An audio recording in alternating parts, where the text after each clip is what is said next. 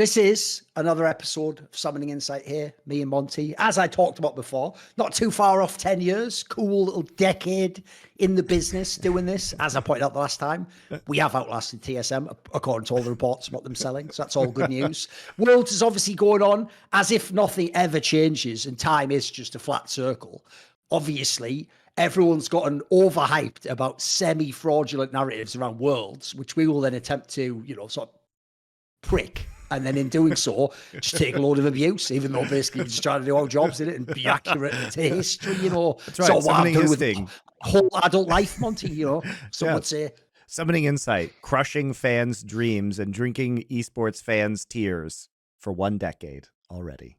Because here's the thing, if people don't know, this is what is the most hilarious thing.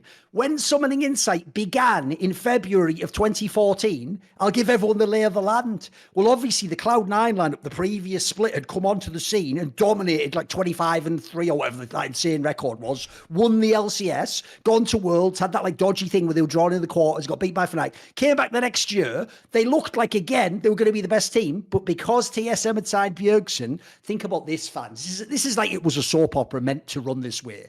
The first episode was us. I think it maybe even had like Dexter as a guest or something. The first episode was us just talking about how like TSM's got like a really strong lineup, like skill wise, but Cloud9's the best thing because they had all the macro. We were then essentially told we obviously hate TSM and are wrong with everything we said. And essentially that just set the table for the rest of the next 10 years, basically. And here we are again, about to explain why maybe an NA team's actual performance has been exaggerated and people have ignored all the important context when they didn't like it. And the reason why that's interesting is because I really like context. It's actually sort of my jam. That's sort of I would say it's my kink, but I think truth shouldn't really be sort of like a predilection. Actually, I think it should sort of be the foundation of reality, and all philosophy, basically. Go back to first principles. Where do you want to start the ranting?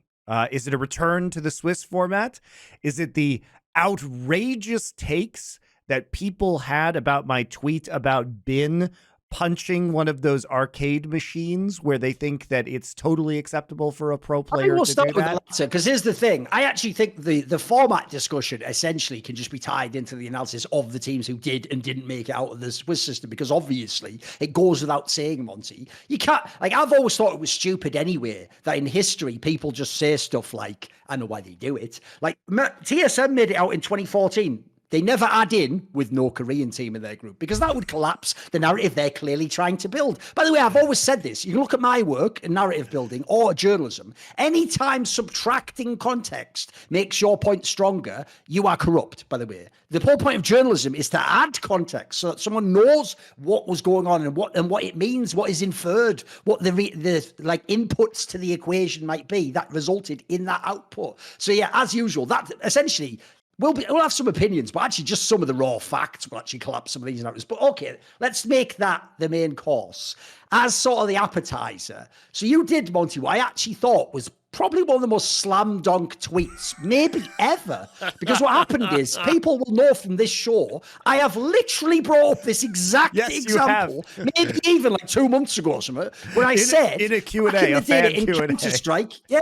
in Counter-Strike there used to be events like this it would often be like in Eastern Europe and stuff, to be fair. There would be events where they would have like an after party in a bar where it's like open bar and you can just, all the drinks are paid for, and they would have one of these machines where it's sort of like you punch that punch ball and it goes back and everyone knows it does like a meter, and the joke is it's like that scene out Rocky IV, everyone remembers, where because he's like injected steroids, he does like a 1,000-pound punch or whatever, and you do that, right? And obviously, by the way, whoever invented that, genius, because that's exactly what drunk men off beer on their most base instincts would want to do. It's like, hey Greg, me punch harder than you. No, me punch harder than you. Yeah. So like, first of all, whoever that is, genius. I bet that guy's rich as fuck off making these machines. But the maddest part of the context of why I obviously brought this up in esports is, I mean, it's even worse in CSGO because it's like a precision, game where you're almost like an artist. These guys are using their hands during the season. So you've got people I won't say the names, like the greatest riflers, AWPers, they're just punching this thing and it's like, bro, if you actually just do anything wrong, if you even break a tiny bone in your hand, you've actually fucked potentially your whole career. Who knows where this could go. So, okay, that's just a story though, Monty, from the bad old days of CSGO. In 2023, Monty showed showed, because here's the maddest part. This isn't even like a leak or someone secretly filmed them. It was on the LPL fan club Twitter, which is a great Twitter to follow, by the way. That's all the like, for like Westerners. It has loads of the news that would otherwise be on Weibo, etc. They show a video of Bin, by the way. Couldn't really pick a better central casting figure from Chinese League of Legends. Which person would sort of be like, oh, let's fucking do it? Bin, of course. The guy who never saw the 1v1 he didn't like. He's there cracking that thing. So Monty makes what I think, again, is just slam dunk. Like, how could there really be much controversy around this? Monty essentially goes like, it's kind of fucked up that like pro players are doing this when obviously like, you know, that's like their whole health essentially relies on their hands. Like, and also that the LPL would like celebrate it basically and sort of be like, look at this hilarious in it. Now I would have thought, who can really go against you on that one? Everyone, it turns out, absolutely everyone in the world. So wrong as usual, Monty. Wrong as usual. It's so funny, like, to see the actual replies on this. So, by the way, I didn't do any kind of value judgment. I just said that it seems really foolish to do this right before the quarterfinals of Worlds, right? And so the replies I got were absolutely outrageous. And I said, usually it's in these players' contracts as well that they can't use their hands. So let me just lay the land for you guys. I'm not saying Bin shouldn't do this. Now, Bin actually does train, as I understand it, in MMA or boxing. So he actually does have training in this, and it's been part of his kind of fan personality. So I understand why they would want to show something like this. Now, what I fail to understand is how he can actually box or do MMA as part of his player contract, because I'm pretty sure that would just never be allowed, at least in Western contracts. So what happens in these contracts, guys, is that this is very common. It's common for professional athletes as well, but there are provisions in your contract, the contract in which you are paid millions of dollars, where if you engage in activity that could fuck you up and make it so you are unable to fulfill the terms of your own contract to play the game, that contract can be terminated, right? Obviously. By the way, the key context you said there, notice this, I want people to listen to the language. He didn't say if you injure yourself. He said if you engage in it. I thought, I'll give you a story. I just have a memory like this, boys. In like, I think it was 2007 or 2006, Radmanovic, who I think was Bulgarian or Romania or something, a player who's like a three-point shooter for the Lakers at the time in the NBA, was actually had a contract clause. It's like they all do in the NBA, where obviously it's about your hands. You've got to have it all. And basically, all that happened, Monty, was he didn't get injured. He just went snowboarding, and it was and basically the Lakers found out he'd gone snowboarding. And if people don't know, you can easily break every bone in your body doing that. So I think he was like fined, and I think he had to like miss some games or something. And like I say, it's not like, you know, he came back in a cap. Bloody hell, sorry guys, I'm awful. I think he just went snowboarding. But that, as you say, because they understand you can't even let people entertain the idea of doing that. If they even do it, it's not just like, well, if you bust your hand, it's like, no, you got to make them not do it at all. At least in this scenario, like during the season or whatever it is. Like, so yeah, that's a totally standard as far as I know in like professional sports. Yes, and I can just tell you from talking to people in the scene that many of the contracts contain clauses such as no skateboarding, no skiing, no snowboarding. Yeah. Even no skydiving, which obviously is hilarious because I'm 90% sure that was probably in CLG's contracts when Riot took them skydiving with Dash, which is perplexing to say the least. Also, even you know, it's funny is by making this tweet, I got a lot of messages from people, especially team managers, the physical therapists who actually work with the teams themselves, professional players, player managers. And here's just a smattering anonymously of what people told me. Some people told me in their contracts they can't go on scooters or bicycles. Okay, as in like the little like the little electric scooters that you like, the bird scooters or whatever. Makes sense. By the way, I will say I've known CS:GO talent who went on those after they, you know, maybe smoked the devil's cabbage and crashed them and wrecked their eggs, all sorts. Yeah, of course. So they go like people don't know, they go like 25 kilometers an hour or something. They're not a joke, those ones. Yeah. I had people tell me that their players couldn't use those machines. They literally stopped players from using those exact machines before. I had people say, when we play football/soccer, we don't let our players play goalkeeper. It always has to, and when we do it as a team, it has to be a member of the staff that plays goalkeeper. We do not let them because they can fuck up their hands, right? And you know, even what was even funnier is that, so a lot of you guys know Portillo, who is Mateus, who is with Cloud9. He's their longtime social media manager, very funny guy. This guy literally broke his hand on one of these machines at a party at the LCS Spring Finals this year. To be fair, he is built like Christ on the cross. No. He's actually been working out a lot. He's actually been working out a lot. Like look at him now. I'm just saying. Okay. And, you know, the other thing, too, was that I actually have a lot of experience with this because I myself have been doing boxing for a number of years. I have been doing Muay Thai for, 7-8 years now. And so I can just tell you that if you is trained in this, but even if you are doing this, presents a lot of dangers, and you could actually fracture your hand. If anything goes wrong, if you accidentally slip, if you punch too hard, and remember, you're trying to punch this thing basically as hard as you can, and even experienced people can make mistakes. And if your hands aren't wrapped, professional boxers break their hand in fights hands all the time. If people don't know, in the UFC the other day, that guy Chimaev broke his hand in the first round of a fight against Usman. He's like a top professional fighter. Yeah. So, you know, it is just a risk you don't take. And so the takes that I saw were absolutely hilarious, such as, how could you injure yourself on this? Meanwhile, my replies are literally full of many people who are saying they have injured themselves on them, right? Including, this was a funny one. Now, it was an anonymous guy on Twitter, so who knows if it's true. He said he had been boxing for 8 years. He broke his hand on one of these machines because he slipped when trying to punch it.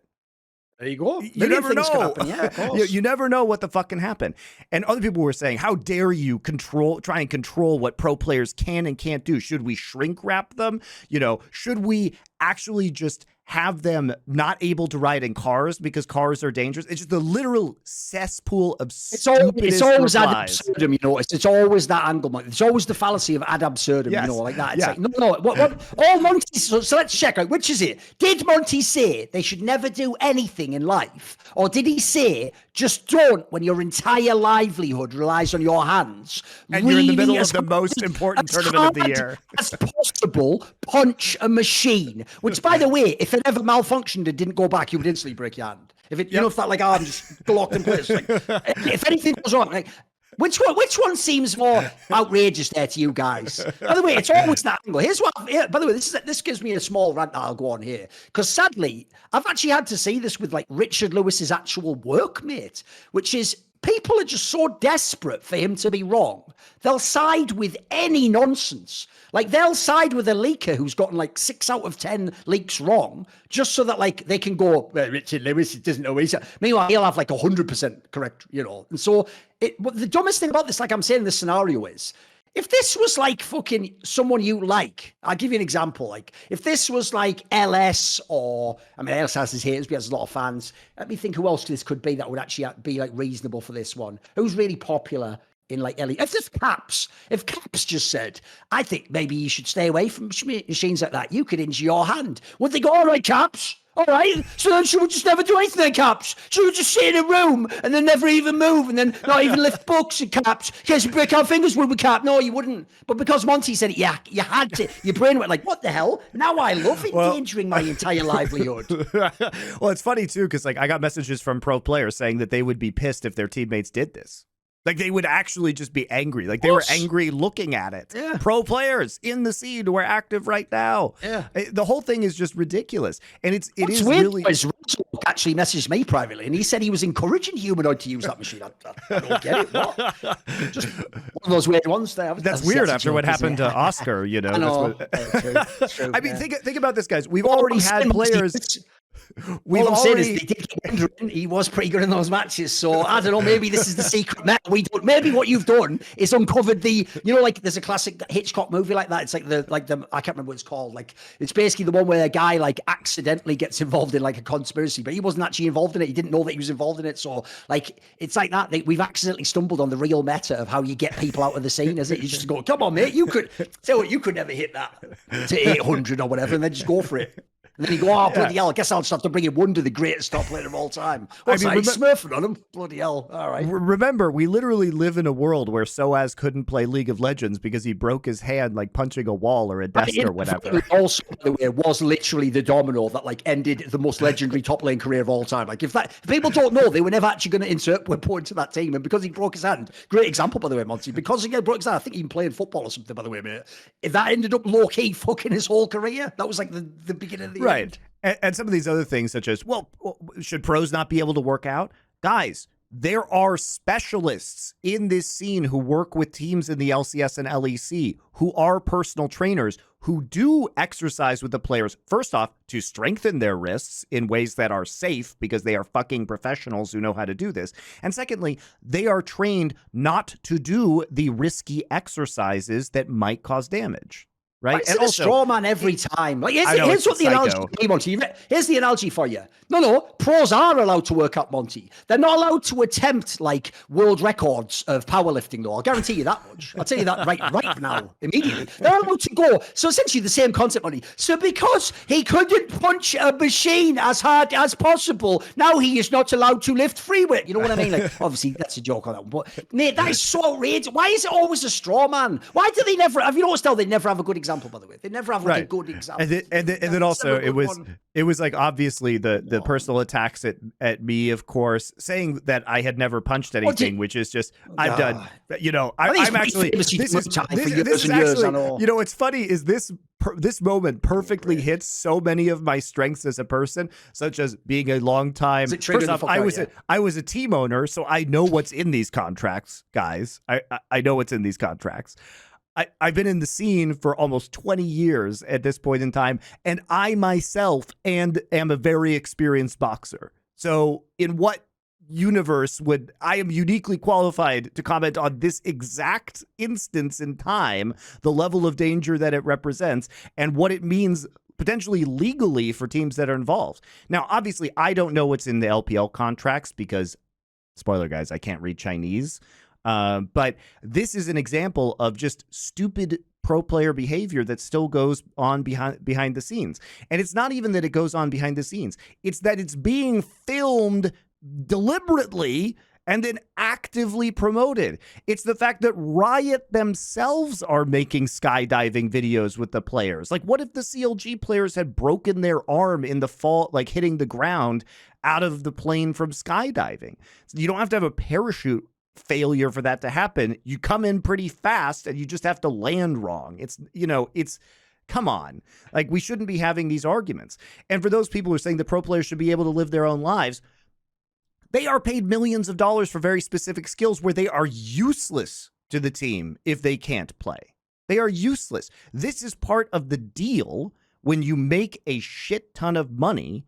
That pro athletes make these deals all the time, and they are completely reasonable.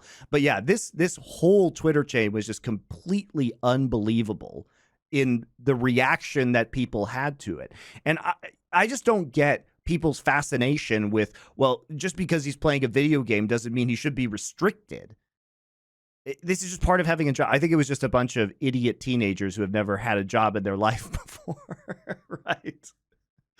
I mean, you are aware, essentially, if you were to boil down semantically what a job is, it's your boss telling you, I am going to choose what you can and can't do within reason, and do you agree to the contract? That's essentially what every job in the world is. And then they're like, but why can't I just do the one thing you want and then anything else I want in the world? Well, you can just don't take the job. It's no problem solved. Yeah, no issue whatsoever there.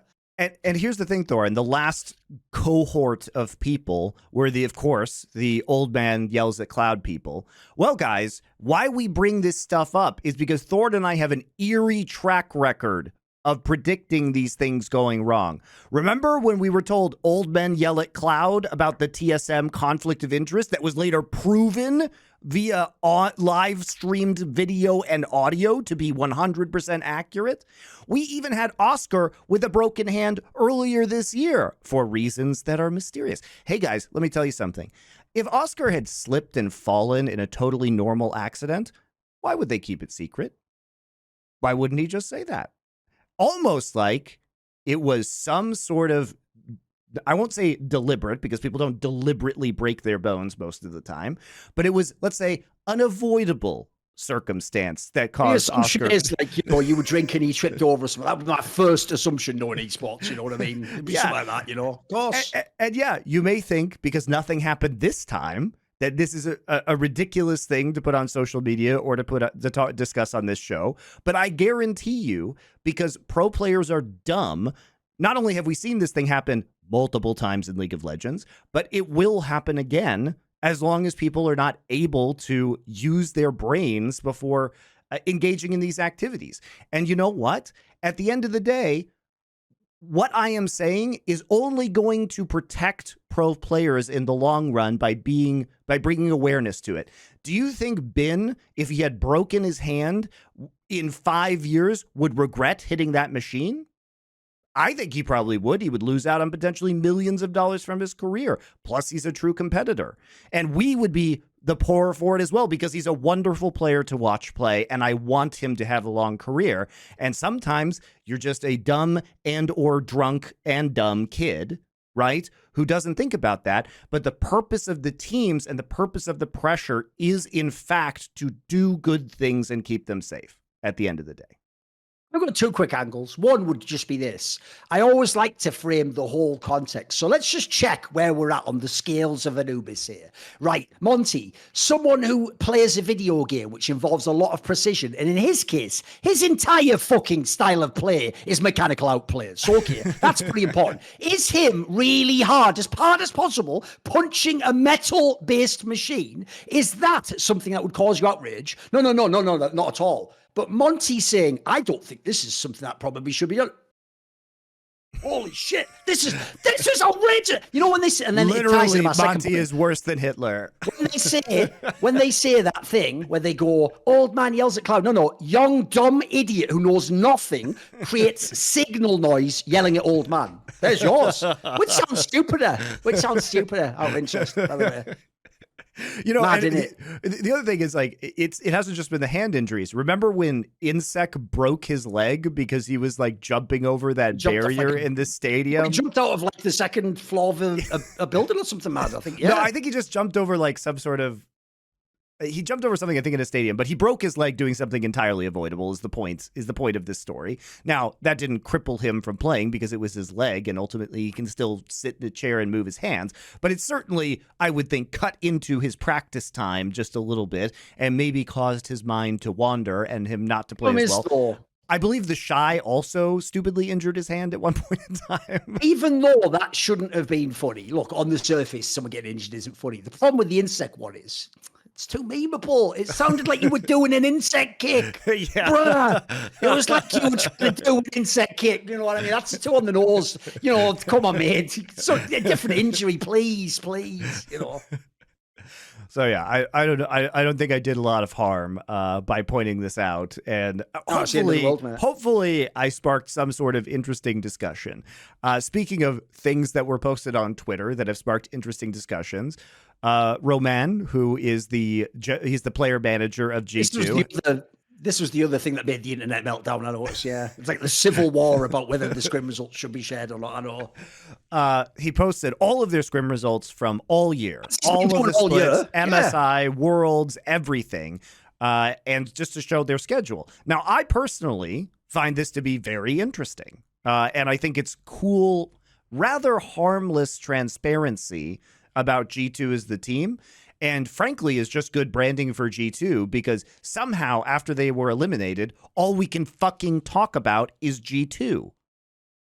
G2 is very good at being the center of attention, guys. So actually shout out to them, because brilliant publicity move, you have to say. Also, here's what's so weird about this whole topic, Monty. It's like, one, there's an obvious reason why Romain would do this, because all of you disingenuous little fucks on the internet tried to pretend G2 going 0-2 in a single best of 3 meant they were never good and they were just frauds, because you all have static analytical thinking. So the same as you all now pretend you always thought NRG was sick, even though I read all the Reddit threads in summer and I saw all your opinions coming into now, and I saw you all so certain they weren't going to win. And I know none of you put the money on the 5 or 6 to 1 odds. So I know all that's nonsense. You all now now pretend they were always good. That's why the narrative around NRG, which we'll get to later, is every other NA owner's a moron, because why didn't they just sign these players that used to be in academy any amount of time ago? Which is probably the most insanely disingenuous narrative you could ever concoct, because spoiler, NRG wouldn't have picked these players if they had money, you fucking cretin. These are obviously budget roster players, you actual idiot. But they're not going to come out and say that. Now, the thing I'll tie it back into, though, the maddest part about this is I think this, again, is just an example of the person doing the complaining is what gets all the attention. It isn't the topic. Do you know why I know it's that Dom did it? Here's how I know, and that Dom and Rich, it was Rich who did it first, and then Dom really blew it up by responding. The reason I know it's them that are getting attacked, Monty, not the topic, is because if you, am I actually the only one who remembers history? All year long in G2, they have said stuff in interviews that, well, in scrims, actually, we were winning again. On this fucking show, Dylan Falco was talking about how they beat JDG in scrim. This has been a very, very common topic among Western teams at and around international competition. And by the way, for what I think is the whole reason behind doing this, which is to show that when all the fans go, you're all just trash and you could never have won it. It's like, no, actually our problem essentially is sometimes the results don't translate to the stage. And maybe in scrims, like in this case, by the way, I do think another reason they did it is because it wasn't just that they had the amazing record against the Asian teams. They were murking NRG. They needed to get that out there, Monty. They needed the fans to know that was one. I think that was definitely part of it, because I know when I went down, that's the first one out. Whoa, everyone else were like, whoa, JDG, like what the hell? They were like 7-6. I just saw they were like 12-2 against NRG, and I was like, oh, right, I think I know why this got released. But anyway, my point is, essentially, half the people complaining who are coaches in the scene, you do this yourself. You just don't do it as efficiently. You don't give us an Excel sheet. What you do is you say on our show, oh, actually in scrims, we were doing quite well against T1, or but by the way, I notice it's always when it's against the Western. Basically, if it's against your team, you complain. If it's against an Asian team, you love to tell me how you beat them. Cloud9 loved to tell me years ago how they were taking games off fucking T1. TSM couldn't stop screaming about how they were beating everyone except Samsung White in fucking Worlds that one time, and they were murking blue, and that's why if they'd have gotten the different bracket draw. It's probably one of the most common actual framings of the event ever, because, as you see here, nearly always the Western team gets dumpstered, don't they? And then when you get dumpstered, you don't want the fans to actually think, oh my God, and I bet in scrims they really never won one. Meanwhile, by the way, here's what's mad. Why is it okay, Monty? No, why is it unacceptable for me to say, by the way, I beat your team 70% of the time, but then NRG was bragging we were winning 10% of scrims? Why is it okay to say you lost all the... It's the same concept. I can't even believe this is a real topic, because I actually find the abstract quite interesting. Should you... essentially the abstract, by the way, isn't the results. It's things like, why do teams do better in scrims and don't? Like Don was trying to do. Are they actually trying to experiment? Were they the ones who were try-harding? Famously, I think TSM was. I think they just wanted to beat Samsung Blue. Scrim, back in the try harder, for sure. Yeah, that's the interesting discussion, which has loads of great context. And by the way, that's actually what I want to hear from coaches and players. Does your team try too much? Are you ones that think we don't care about the scrims? That's a great convo. The idea, it's some breaking of the seal on it. What are you doing? That's inside info. That sort of beggars belief a little bit for me. That beggars belief a bit for me. I think it's just because loads of the teams were losing in the scrim records. I think they just salty that G2 did it.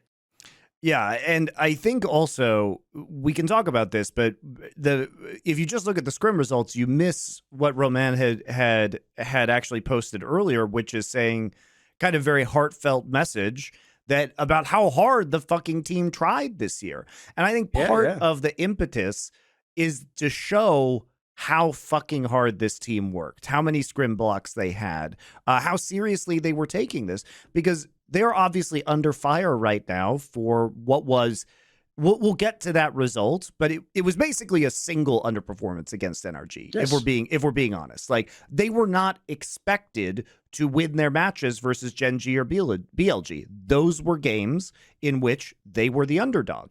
As we discussed on this show, I thought they were the favorites against D+ and Weibo, and they indeed won both of those games. The Weibo game was a little ropey, has to be said. Both of them were a bit sus. They tried to throw them, but look, they were playing two teams in the world. That law was going, no, sir, back. When you're, in England where you offer someone the last biscuit and you go, you take the last one. No, after you.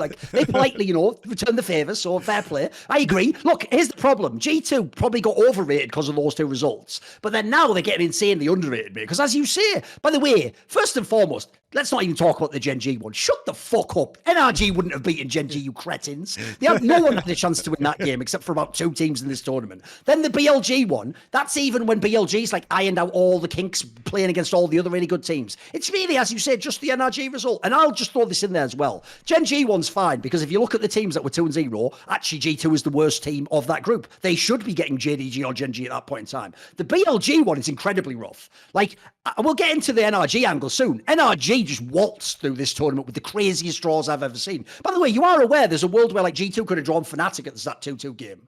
Isn't that a win? Aren't they now in the playoffs? Aren't we now talking? Suddenly, doesn't that one win change how everything's being talked, how the year's being talked about, how this? And I'll just add one last little detail in. I tried to preempt this the whole year by telling you all it was bad enough when they brought in 4 seeds from LPL and 4 seeds from LPL and LCK last year with the old group. In this one, the expectation for real should be 0 Western teams make it out.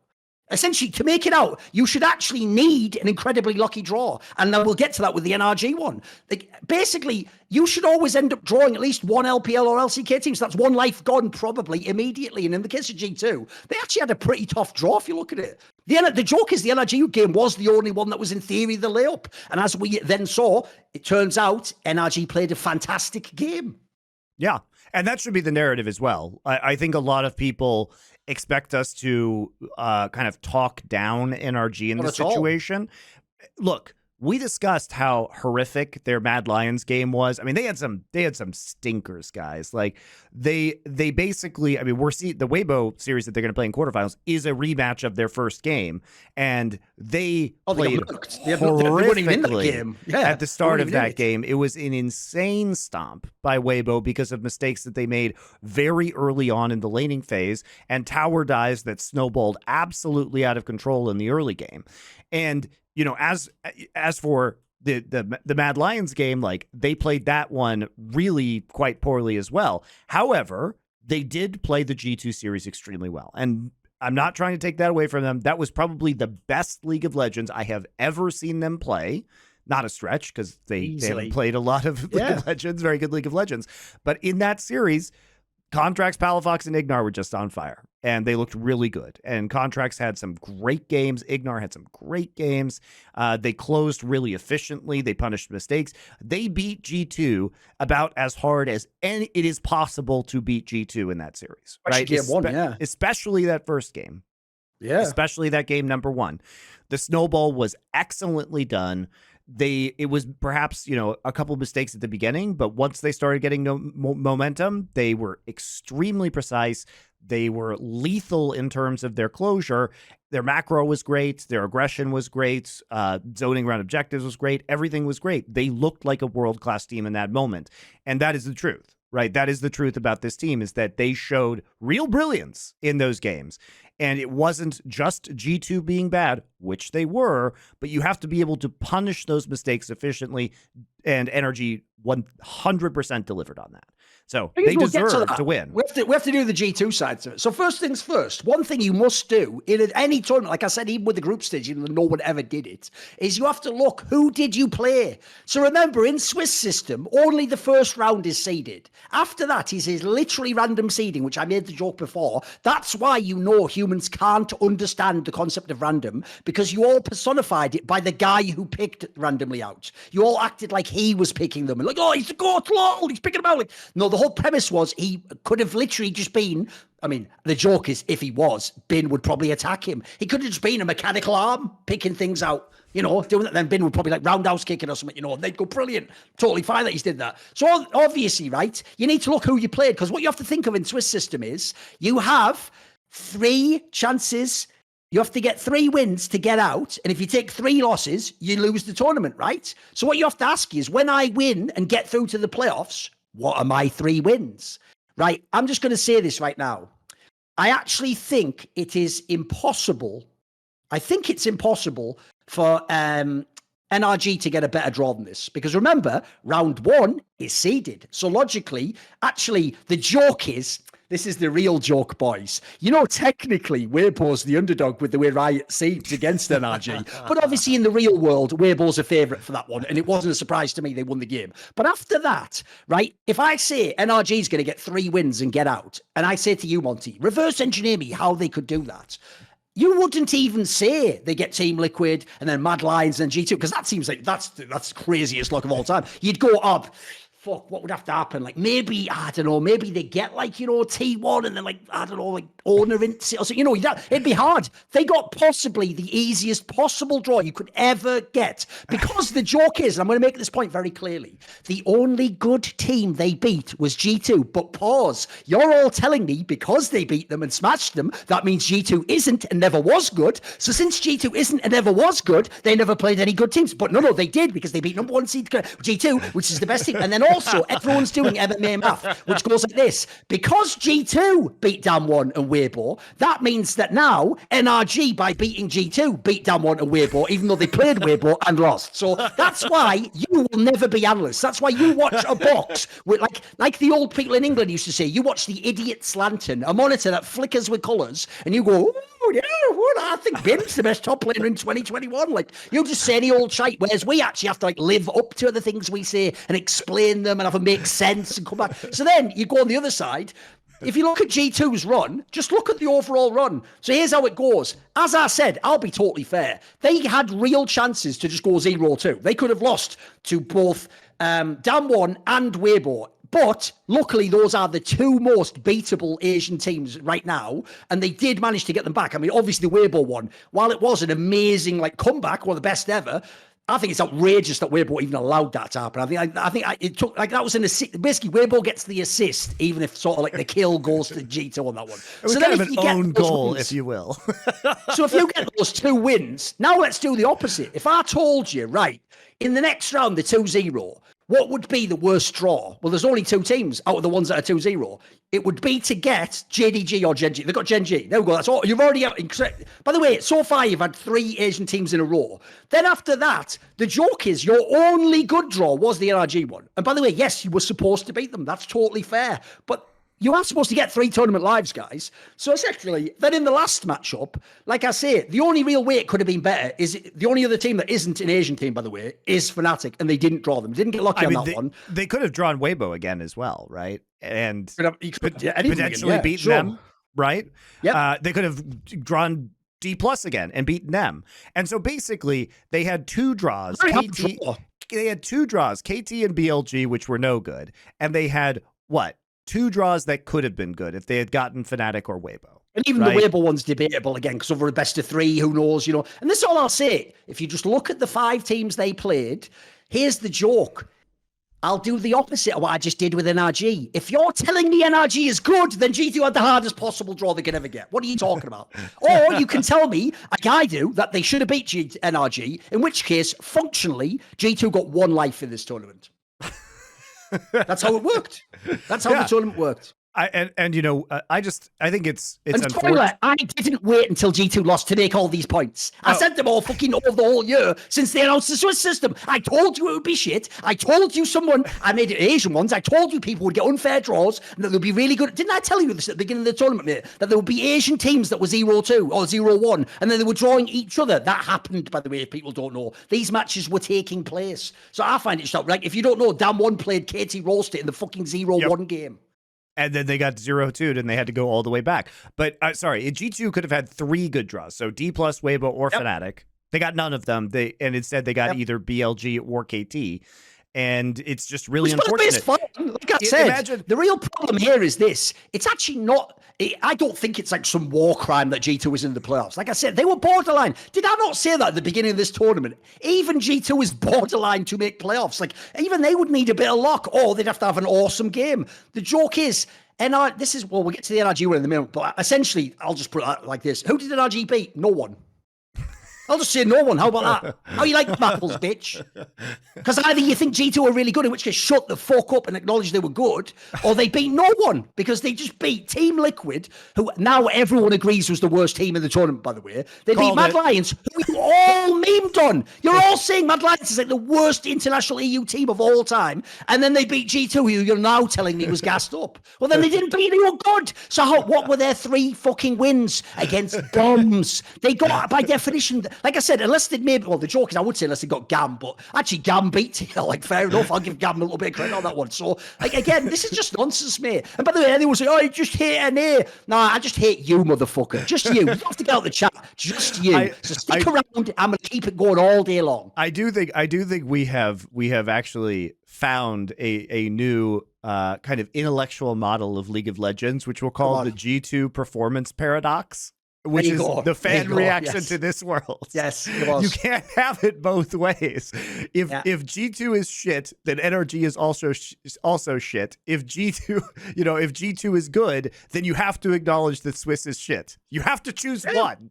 Exactly. Here's the dumbest thing. Here's what the best actual take would have been from an NA fan. First of all, by the way, I just want to make a very quick point.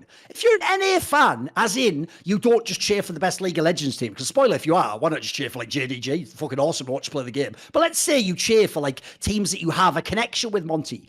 I don't care if they're shit, cheer for them. Cheering for them doesn't mean that you say they're the favourite to win. Like if I was an NA fan, I really would have done this. I'd have gone, right, most of my eggs, actually, I was always said in the NRG box because they actually had real macro. I'd go NRG's like my dark horse. Then I'd go to get out, obviously, not to win the tournament. Then I'd go C9 have some mechanics. I guess if Berserker and Blabber pop off, I could get it. And then for TL, I mean, I made this point on the show. Basically, if Summit could maybe win a fucking top lane game, and then, I don't know, they get like a pure shit game, yeah, maybe it's possible. Maybe, like you said, maybe you get the Ziggs APA game.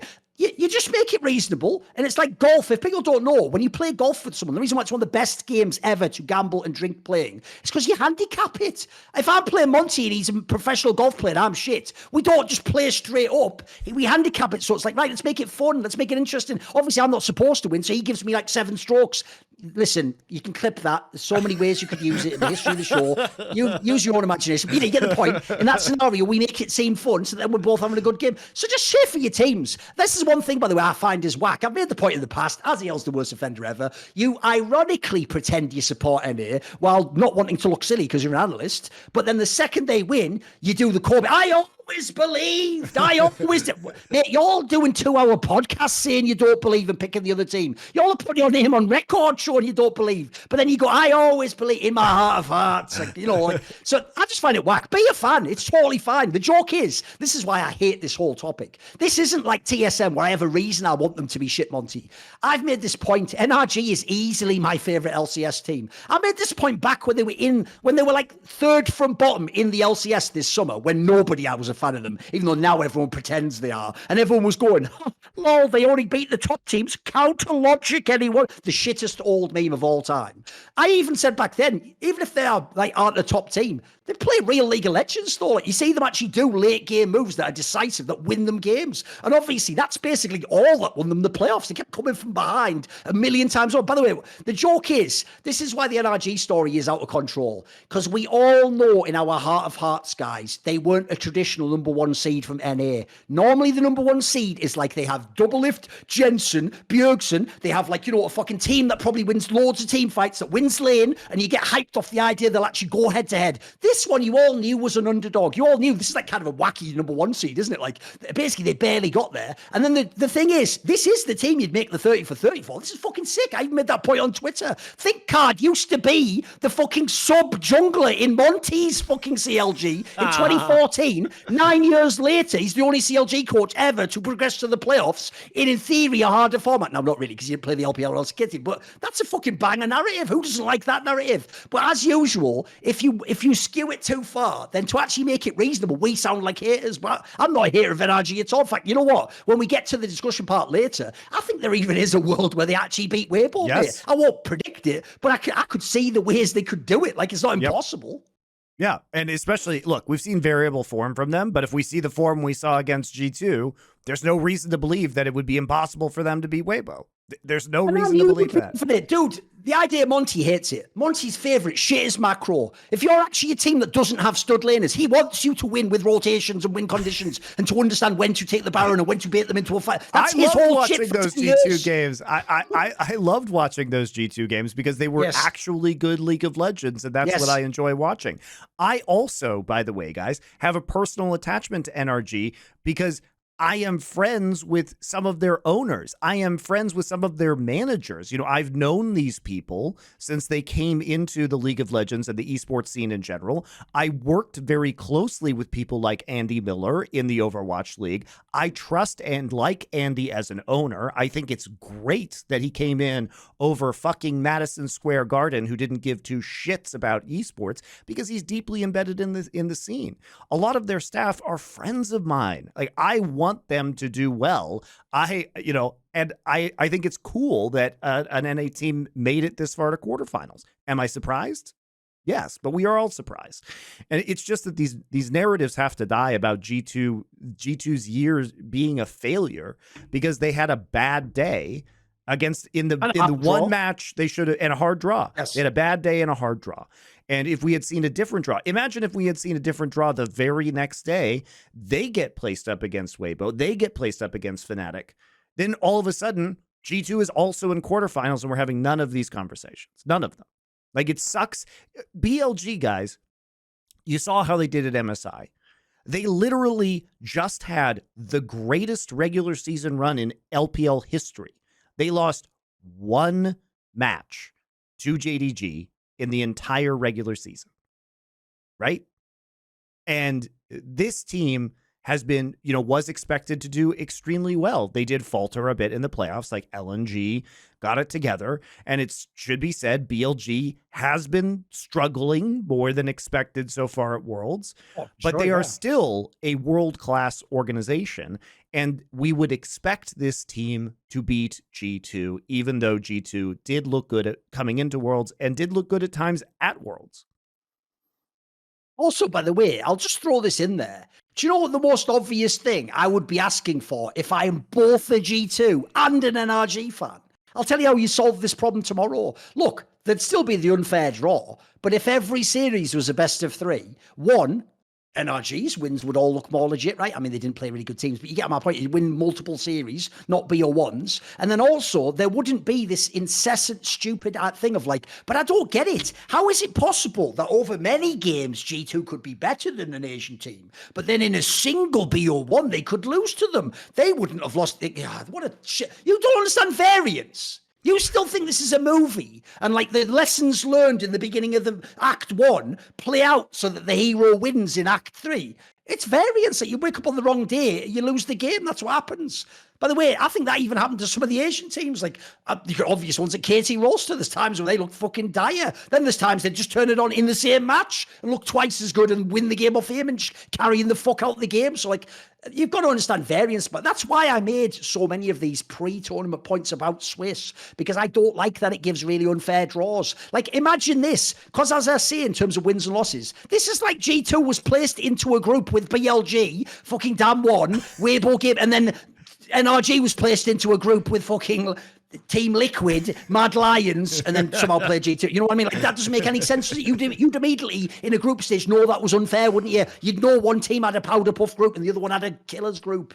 Well, you'd understand it immediately. It would be like, a GSL group bracket where one team was the first seed and then it crossed over with the results of like a second group, but the first seed played like the fourth seed of that other group, right? And one group was really hard and the other one was really easy. I mean, they actually had something a bit like this at TI again, where like it was like first played third or whatever, after the group stage. By the way, the other thing I thought I'd bring up as well, I said it on Twitter. Here's the other reason I actually love this NRG team. It's easily one of the best Western teams to watch, is because I actually even did think the only chance G2 had was to... I'm actually shocked they did all these amazing come from behind wins against the Asian teams. I thought they would have to just accelerate the game, Monty. I thought they'd just have to smash and hope that they had, like, Broken Blade held up in lane, they get the Hans Sama, Mickey fucking draft that gets them some edge, which they did do them, but they never ended up working. I thought that was it. So actually the idea we have a team in NRG that plays good macro, That's fucking sick. I made the comparison. This reminds me of the old Cloud9 because, again, another classic hater angle against us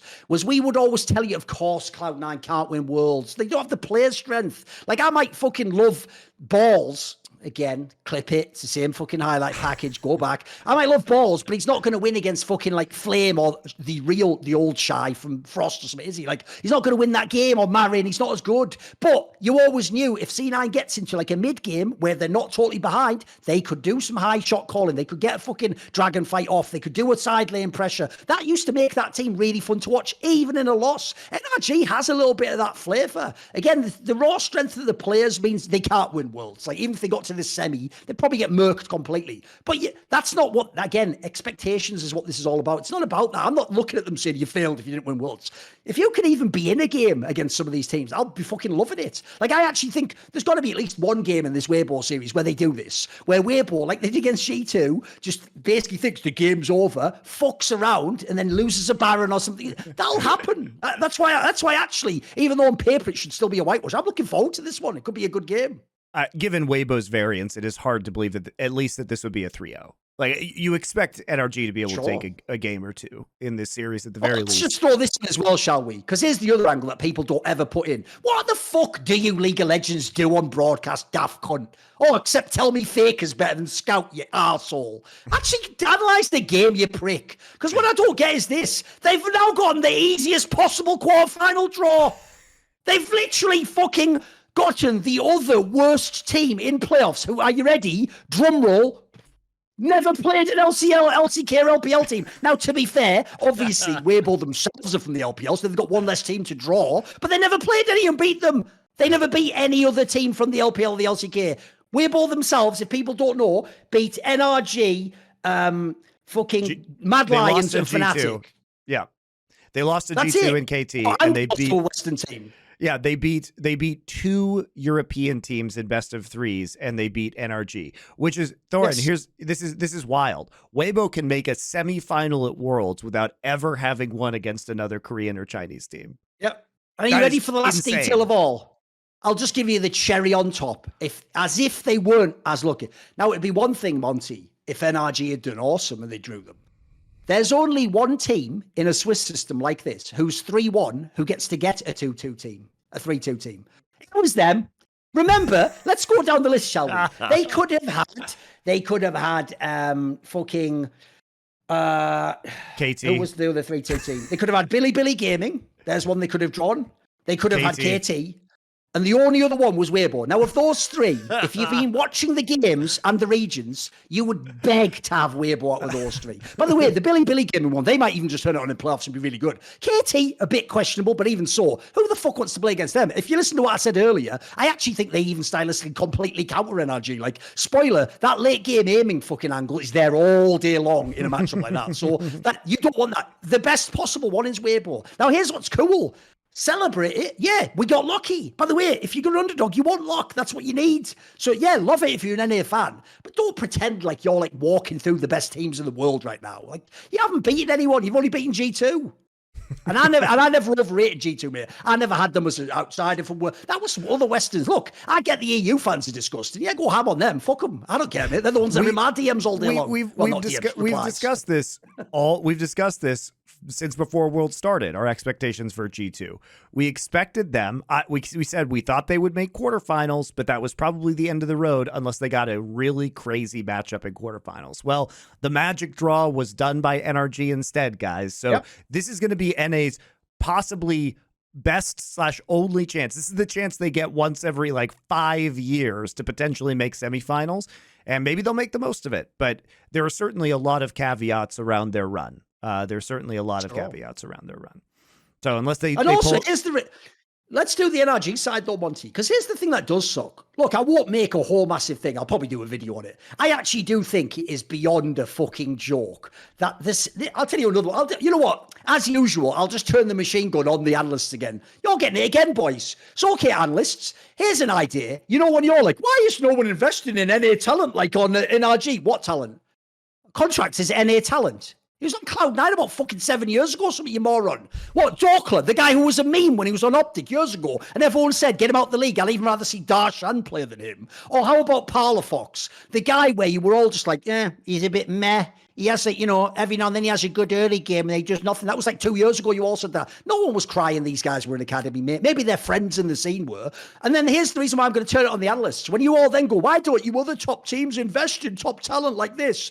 Y'all are the one paid to watch them. Why aren't you ever fucking saying that? Why was that never out of your mouth until today? Why was there never a time, Monty, are you ready, when FlyQuest signed Prince and Team Liquid signed Summit and they signed all these players? Eminez goes to Cloud9. Why are Kobe and Azael not just going, I guess Eminez will be all right, but what about Parlofox? Why not Parlofox? What was there like Summit? Have you never thought of signing Dorkler? I think he's amazing. Y'all are just frauds. Y'all pretending now that you knew these guys were sick. By the way, they're not even that sick. Like, what makes them good is this is one of those teams that, like, it's the strength of the team that makes them win. Like, you've had the odd game where Parlofox and contracts popped off. Yeah, absolutely. They're clearly not like the best in the world. They're not like what Caps used to be when he was at the same level as the Asian mid laners. They're not like Yankos in his prime, are they? Like, they're people having a good run of form and everything's going. By the way, I'll tell you another thing that's mad underrated. They're fucking smurfing some of the drafts. Like, actually, some of these they're getting draft angles on teams that's supposed to be better than them. Like, that's fucking sick in itself. So everyone's putting all the credit in the wrong areas, mate. So I guess one of the counter arguments to that would be that you actually do have to credit CLG / so it was CLG structure that started earlier this year, because remember, there were a bunch of former pro players on this team. That structure as coaches, sorry. And that started with CLG, but it was carried on by NRG. So as is the top lane coach for Dokla on this team, right? There are some legendary players, and they have a very large coaching staff. So a counter argument could be that even though these players, Palafox, Dokla, contracts were known quantities, perhaps they just required more resources from other positional coaches or a structure that CLG / NRG provided in order to kind of get them to the next level, right? There's an argument you could make about these players is that I think there is a fair argument potentially that NA teams were trying to fast track. They were taking established players. They were taking established players from other regions and spending the money on the players themselves rather than infrastructure to develop North American talent. Now, I would not make that argument, but I'm just saying that is an argument that could be made. You know an interesting detail, Monty. Aside from the CLG team that made the MSI final in 2016, every single big NA result ever is with big name imports / star imports. Sure. Every single one. By the way, the joke is even fucking NRG uses imports right now. Their entire bot lane has nothing to do with North America. One of them is from as far away in the world as it is possible to go, and the other one is pure Korean. He's not like second generation, lived in Cape Town. No, he is pure Korean. So the idea, this proves you don't import. You fucking bozo. You were only ever allowed to import 2 players. They're maximum importing right now. It's just that we all know grandfathered and green cards meant now you can scam the system, right? So that already is off the table immediately. Well, and then there's the whole angle, which is people only hate imports when they lose the game, Monty. They only hate it now that Team Liquid lost. They were fucking loving it last year when that Team Liquid lineup was announced. The one with Bwipo and Core JJ and fucking Bjergsen. Everyone thought that was going to be the shit. That would on the paper at the beginning of the year. We even said it. That was one of the craziest rosters ever assembled in the LCS. That you looked at that and you just said, hey, they might have a crack at like a top 4 at Worlds if they get the right draw, if things happen. People love imports. They just don't like the ones. And reverse it, Monty. This is so disingenuous. So you know where you go like, oh, they were trying to fast track it. What, you mean actually have the players be good when they pay them to play and they go into the match? Like, what is this myth where any NA fan in the world goes, you know what? He's sort of like the 8th best mid laner, but tell you what, keep him for 3 years, then we'll talk. That's never happened ever in the history of the world. Everyone's saying now G2 has to like fire off the players. No one ever gives you fucking 3 years, mate. That is a totally disingenuous angle. Everyone wants success now. That's why I told you they said Dokla was a meme. That's why they said Parlofox, meh, whatever. I mean, dude, people even thought that like fucking... people would have told you Insanity's better than Palafox. How about that? Shut the fuck up. So it's just a fake angle. No one would sit for 3 years wait for these guys to mature. They wouldn't. It's also that Riot obviously gamed the system because NA players were bad to make Oceanic region players not count as imports, right? You know, it wasn't Korea or China that were going to be taking those oceanic players. And we have seen some, like Destiny, I guess, was in Europe, but for the most part, the LEC has plenty of native talent to choose from. And I think, you know, we might see more Australian players head over to Europe over a longer period of time. But it really was very nakedly. It was a naked choice to bolster the ranks of NA professional players, right? And to make it so they could have their cake and eat it too. They could have Australian players, they could have New Zealand players, and they could still get their 2 import slots, right? You know, and I think as far as NA is concerned, the funniest thing about NA is think about the peak of North American viewership. Think about it. It was like 2015, 2016. Everyone in NA fucking loved Bjergsen, a literal Danish player. It was Jensen versus Bjergsen was the league. That was like the whole narrative. It was like Messi, Ronaldo, everyone loving it. It wasn't. It was the shit, wasn't it? It was amazing. It was TSM with constantly 2 import players. And by the way, remind me, guys, did TSM have a small North American fan base? Remind me. Oh, they didn't? They had a huge North American fan base? Oh, so it was never about native North American players? It turns out, wait for it, guys, it was just about winning. Who could have known it was just about winning? And at that time, there was the sweet delusion that you North American fans had. You thought because TSM was winning at LCS, you hadn't been browbeaten by 10 years of garbage results for North America. The hope had not been burned out of your souls quite yet. And now, 10 years later, you realize that there is no hope. You realize there was never any hope, that Reginald was just lying to you that whole time. And so now you're saying, well, now it's about North American talent. No, it wasn't. I lived through that era. It was about delusional, fake-ass hope as you cheered for 2 Europeans or a European and a Korean constantly in TSM. And that was the peak of North American popularity. So that is just bullshit. And frankly, returning to North American talent isn't going to save the LCS, guys. It's not going to do it. It's not going to do it. No, there are going to be more people watching the LCS because of more literal who's in the league. I've got a challenge for you. I challenge any of the coaches coming out and saying that. I challenge you to make an all NA lineup. By the way, let's be totally fair. Don't even use Australians. You know in your heart of hearts that shouldn't count. That was only created to give China and NA a chance to compete with EU and Korea. So don't even use them. Use pure. I want you to believe in NA. In fact, you know what? Go find those players that you say were in academy. Put them all in. And they're ready, analysts and co-streamers. I want you to predict they're going to win. I want you to look at them at the beginning of this play on paper and go, I think this team wins the league. I think they're excellent players. If we believe in them and really actually develop them. What is develop? It's not like a fucking film you go away in the red. You don't need to develop certain players. Also, here's the other part. I actually do think, by the way, right now we could have a great conversation about how Palafox has played way above his level. Contracts actually continued the form of the playoffs where he was smurfing. That's a great story. By the way, the Contracts one is another 30 for 30. This guy was a washed. He was a bust. He had the initial time because he was on a really good Cloud9 lineup where he looked good. Jack cleverly and shrewdly caught him. I remember watching this guy int Froggen religiously on fucking Golden Guardians. It was criminal. It was actually really depressing. He would do that thing where he'd do one play on a Lee Sin and get a kill, and then he'd do 2 bad plays and give it all back. And you'd be like, bloody hell, like, you know, this guy can't play League of Legends. And so the idea, he then years later stuck with it. Remember, he was even on EG, the team you all claim to love. They booted him as well, by the way, after a little renaissance. So he comes all the way back and now he's smurfing. Look, we can celebrate them, but I want to just make 2 quick points here. Here's another thing I would need, Monty, if I actually wanted some like underdog number 1 seed from NA to do well. Right? How about let's have, what position would I need a lot of stability for? Oh, ADC. Right? I'm just going to say it right now.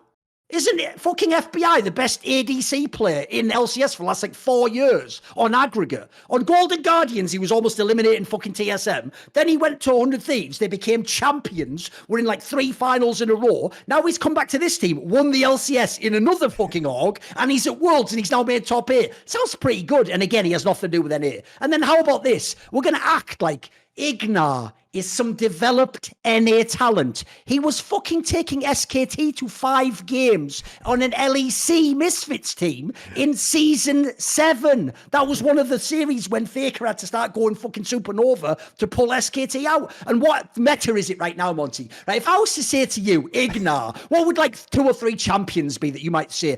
What would you say? I'll give you a quick quiz. Alistair? Number 1. That's his most played champion ever. Champion. What about, there's like a modern day, here's the thing, Monty. Obviously, people don't tend to play Thresh and stuff. What's like a modern day engaged champ that's a nightmare to play against? Well, Tom Kench now with the changes that they've made to him, which we saw in those games. One, give me a more modern one. What are you after Rakan? here? Rakan, sure. Right, Nautilus. If you don't know, the thing about Ignar was he was always overhyped, because that's why that series, Kelsey Moser, by the way, the coach of EG now, will tell you, don't give Ignar credit for that series, because a couple of games he played the engaged champs and it looked good, but because he only played the engaged champs, it also meant you could never win the full best of 5. The point is, he's only a guy who's good on certain champs. This meta is slapping him in the fucking face all day long, throwing bucket, and they give him a cup of coffee, waking him the fuck up. Like, you couldn't ask for a better meta. So already, this is why the whole, like, it's about LCS time. Like, you're having like a side convo that sort of should happen after Worlds for me. That I can celebrate almost everyone on this team, even the Dorkla angle. I actually don't think he's that good a player, but he's got that quality to him, Monty, that is sick in a top laner, which is, even when he's like actually outmatched and he's losing, he's never totally useless. Like, you know what? He can actually find the time to, like, he will every now and then bizarrely win a lane for no reason. When a matchup they shouldn't win. Sometimes in a game when he's losing, he'll still do something in a team fight, or when he do a skirmish. Like, it's actually like, it's, again, if you're gonna have like a weaker player, you want ones that don't just break instantly like this. Yeah. Yeah. I mean, look, and they also have very good mental fortitude, even through their own mistakes. Like, they can make mistakes in a game and still make really aggressive and good decisions at the end. Sometimes the lack of second guessing leads to horrific macro moments, but sometimes it leads to really good macro moments for them. And, the ability for them to bounce back and recover, even from making their mistakes, they are very mentally resilient. And I think part of that is that these guys have been down and out at times, especially the kind of top side of Palifax contracts and Dokla. And they clearly have a lot of good chemistry with the team. And I think they have found some really good answers to the meta. We should give their coaches credit for the way that their players are playing. We should give their coaches, like ThinkCard, I think, has done an amazing job. And we look at things like, though they were playing Senatom Kench. I promise you guys, if you watch that NRG series and you watch T1 series against BLG, you're probably thinking that we're going to see a lot more Senna from this point forward. It looks like an extremely strong champion right now. NRG realized this. They played beautifully around that Senna pick. They had a huge amount of pressure in lane. Then they get the Senna mid, and they're able to transfer that Senna Tom Kench pressure into the side lane to create picks. It was really well done. So they also seem to be tracking in a way with the meta is going, and they are one of, in fact, I think, what will be the leaders of especially a bot lane meta that unfolds over the rest of Worlds. So credit to them, right? There's a lot going on here. If people don't know, the guy who's an assistant coach, Croissant, is someone who is like a protege of LS. He's one of the people who found him. And he's a guy I was having on literally shows with Loco and Kelsey Moser in like 2018, Monty. You can go back in all the years. And he's one of those guys, because he's a protege of LS, that his whole shit is like lane setups, macro, how does the jungler interact with it. This guy isn't a bozo. He's actually a guy who's like refined his knowledge of the game. So it doesn't, when you actually look at some of the structure, once you get a bit of luck and the players have good form, it's starting to make sense. Like, them actually winning makes sense. Now, look, they didn't beat the best teams. That's why they need to now do something against Weibo before I'm going to go crazy about the run. But it's fun to watch. I like watching this team play. Also, I'll give you the best example. Like you said earlier about how they can make like a bad decision. Here's the thing people don't get. I actually think fear of looking foolish has killed so many Western teams at Worlds. You know the best example of all time? TSM 2020 with the fucking 9-man sleep. You just go for that when you're against a better team. You've got to, but they didn't, because they thought, well, it could just go really bad, couldn't it? Like, they could all kill us. How do we know if they are asleep? Tell you what, NRG would have pulled the trigger on that one. That's why sometimes they'll fuck it up, because they pull the trigger, they're decisive. I like teams like that. That actually, if you're an underdog, you must do that. You must do that if you want to actually win a game. You can't just play literally by the numbers League of Legends, or it's not going to work. Yep. They came in, playing their own champions that turned out to be very strong in the meta. They executed very effectively, and Contracts had the best series of his life. I mean, that's it. I don't know what it was. Their comms looked really clean in terms of how they were splitting up, dividing lanes, dividing resources, when they should collapse, the way in which they allocated their players on those collapses as to who is going where. Really clean game. Obviously, really clean game. Oh, by the way, this being as G2 was the one really good match they played. Like we said earlier, I'll emphasize it, mate. There's been a lot of times where, like, very rarely did we get the really cool matchup of. I mean, I think they even said this was the first time number one NA and number one EU had ever played each other, Monty, or something ridiculous like that. I think I saw that on Twitter somewhere. I'm not sure if that's true. It would make sense, obviously, because you'd often be drawn into a different group because the number one seeds can't play in the old group system, can they? And they never met in the playoffs. But here's the coolest thing for me is if you actually look at these two teams. That was one in an all-Western matchup. Game one of that match was one of the most dominant wins ever by any two teams that were like EU versus NA. Like, I'd have to go back to some ridiculous game, like when Gambit played Cloud9 at the end of like season 3 at like a IEM Cologne or some shit like that, Monty, for like some Smurf game. But that's like 2013. In the modern day, that was an absolute spanking. Remember, I made this point before, so I'll put this context in. Doinby was rating every player on G2 some sort of S grade. They were all S tier. Even Mickey X was S minus or whatever, right? The idea that you absolutely, from minute one to almost the end of the game, just batter the fuck out of them. That's insanely impressive. Like, that's actually, if I was an NA fan, why do we need to make fake narratives? Just watch that game, mate. It was sick. I'd just be replaying that game every week. Yeah, and I think we should probably talk a little bit about G2 and their exit from this tournament, because a lot of people are going to want to kind of hear the take on that, just because it was disappointing. It was disappointing the way they lost, especially because they almost got 2-0'd when they had a pretty substantial compositional advantage in the second game of the series. And I do think that the longer this went on, we did see more of G2's kind of issues get exposed. Hansama just doesn't appear to be cut out in terms of his champion pool for the power picks within this specific meta. He's never been a great Xayah player, guys. He has like a 44% win rate, career win rate on Xayah when I looked it up. I am disappointed that they didn't actually kind of figure out the Senna themselves, because he has been a good Senna player. He also has been he is a very good Jinx player, and a lot of teams were figuring out ways to get Jinx into this draft. They decided to go back to the Kog'Maw Braum and constantly, subsequently kind of got clapped in lane. The Kog'Maw never comes online, but that was something that was very effective for them in matches in Europe towards the end of this year. I think they had an 80 or 90% win rate using Kog'Maw. They're almost unbeatable. Yeah, they're almost unbeatable. Yeah, it just wasn't punished in the same way.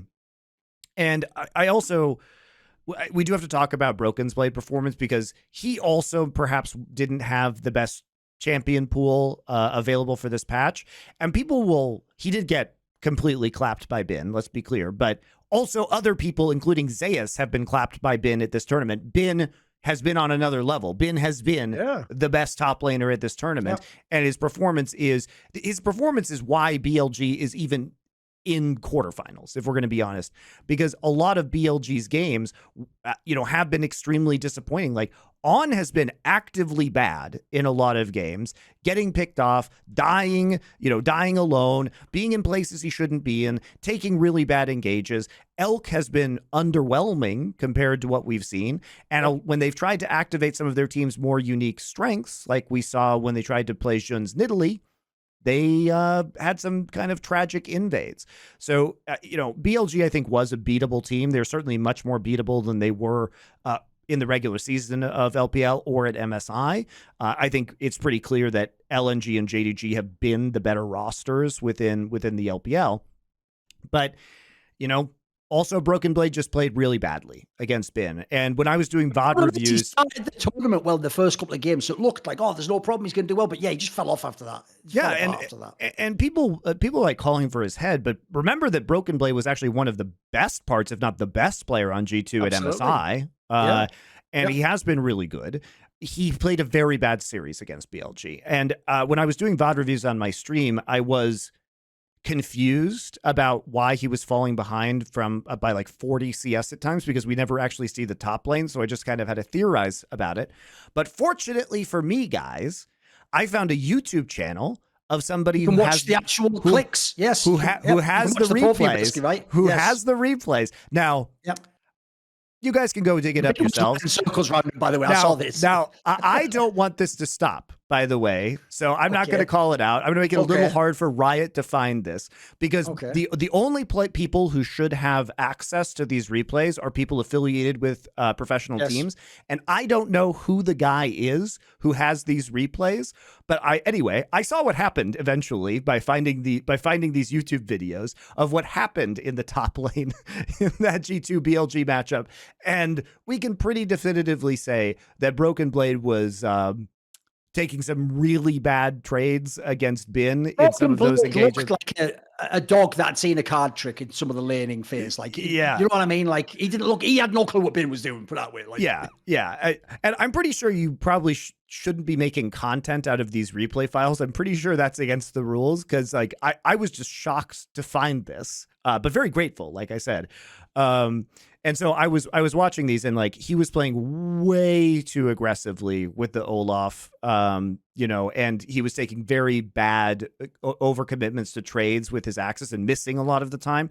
But also, it was worth watching just because Bin is just fucking amazing in lane. Like, actually, his mind games are so crazy, and his mechanics are so crazy, and I think you can see that fighter mentality coming out, because he does like juke and he does like feints that are very interesting. And he's really fucking awesome to watch. So definitely would recommend paying close attention to Bin's gameplay, because he's just been a monster at this event, and you really, really see that. By the way, a narrative I saw people also were spinning up, Monty, and we sort of addressed this on, I think it was a different team on the past episode, but I don't get it. That one of the biggest complaints people actually had about G2, Monty, was the idea that they did do all the sort of like pocket picks, like the Lysandra and the Cogmore Brown and that stuff. That's one problem people had. But here's what I don't get about that. I made this point on a past episode. When you know a team did have stuff that worked domestically and it's unique, surely you want them to try it at Worlds. Now, yes, I know you're that, yes, but then I wanted it to work. Well, listen, we can't all have what we want, can we? You know what I mean? But like, if they hadn't have tried it, that'd have been stupider. Like, as you're saying, if they'd have just said, and Sama, just pick Zaya because Ruler picks it all the time and he's sick on it, then you'd have had no chance in the fucking tournament, would you? Like, actually trying that stuff, like trying the Lysandra counter, I want you to do that. That is the angle where maybe actually you could get a win off these Asian teams. Yeah. It actually won them a game. Now, they did throw that game and then almost lose it, and then it was Elk like counter throwing it by walking up too far into straight into Nico's abilities that caused them to not immediately lose that game. But eventually it was Mickey X with Lysandra on a flank that pulled it out, and it could have been a very clean snowball in game number 2 for G2 if they hadn't fucked it up. Right, it could have been very clean. Yeah, it was a good game from there. It was a very clever composition, and G2 continues to deliver in what are good comps with good advantages a lot of the time. Yes, people will pick at the Belveth game. That was shit. Obviously, like you're gonna make mistakes. The thing, though, like you can take a chance, Monty. This isn't like when the Fnatic did their draft, and it's like the joke is even the players themselves were like, "What are we doing?" Like they could, this is actually G2 gave themselves chances. The players just couldn't deliver on stage. And I'll just point this out: when people talk about who the best players in the Swiss system were, Monty, I'll tell you who they're going to pick for fucking support and top lane. They're going to pick Delight. Well, if they're saying at least, if they're not a T1 fan, you're going to pick Delight from Gen G and Bin from BLG. Spoiler: those were the players beating fucking G2, taking 2 of their lives. Right. The absolute best players in the world at their positions. Because if people don't know, this is how I know y'all don't watch the LCK. This summer, especially the playoffs, Delight is on another fucking level. Meanwhile, the Carrier hype ended about 2 months ago. Where have you been? We haven't said he's the best player in the world for ages now. Like, look, he's still really good. Don't get me wrong, but mate, Delight is better as a support By the way, my take that when Lehens won MVP, that Delight was actually just a better support player than him has aged very well.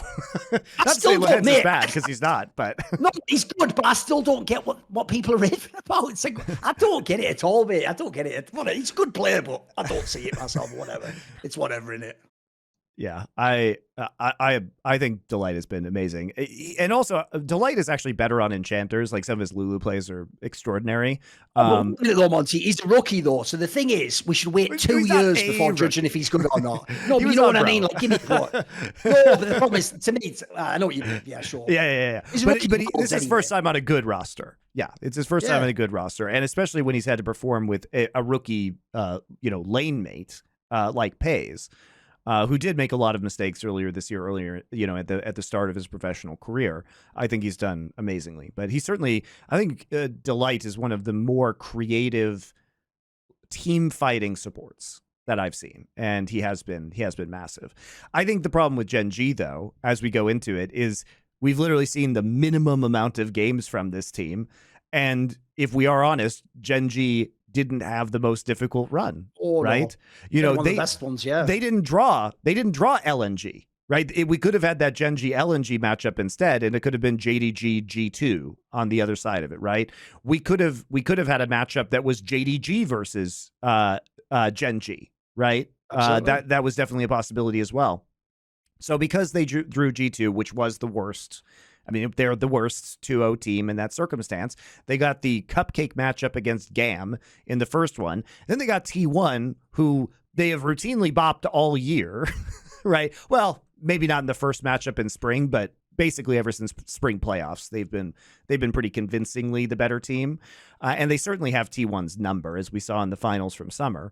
And then you get G2, which they dispatch easily, but there's only 4 games of information. They've just been on break basically for a week and a half. At least with JDG, it was a harder series where we got to see an extra game out of JDG. But as far as we know, Gen G still, holding a lot of their picks in reserve. They didn't really have to do anything remarkable. They played their style, which is going to be refreshing for Gen G players.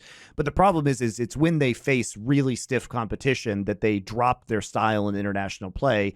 And do things that they're not good at. And that's still going to be the fear for them coming into a matchup versus BLG, which is a matchup that they lost really hard at MSI. And they played exactly into BLG's hands in that matchup. They were just like, yes, BLG, we will fight you at every Drake fight. They didn't say, yes, BLG, you have that Drake and Chovy gets a million CS in top lane and takes a tower. And then we fight you on third Drake with a 3K gold advantage. And that's when we win the game, which is what they do.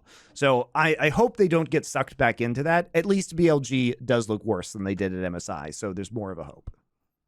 Also, Gen G is just walking some fucking gilded path to, it's like the universe wants Chovy to make a finals, Monty, because they've got BLG in the quarters. Look, hard opponent in the quarters, but they're beatable right now. We've seen, as we've just discussed, BLG is not actually the team that was LPL summer. The other matchup, by the way, in theory should be a free semi, Weibo or NRG. You couldn't really ask for a better one. And then it's only in the final. Meanwhile, you look on the other side of the bracket, that's the murderer's row. The other side of the bracket's mental. The brackets are very uneven, right? This is why we need double elimination, by the way, guys, because the bottom side of the bracket is super stacked.